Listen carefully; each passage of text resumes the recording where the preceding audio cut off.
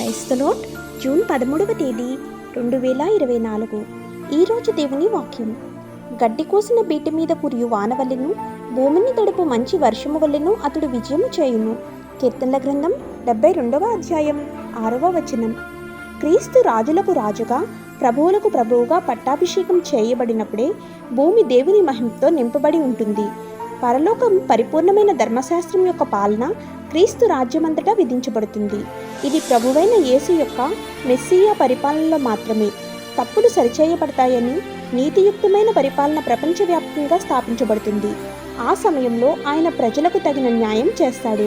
పర్వతములు శాంతిని కలిగిస్తాయి, పేదలకు న్యాయము తీర్చును, బీదలైన వారు రక్షింపబడుదురు, బాధించు వారి కాడి తునకలైపోవును.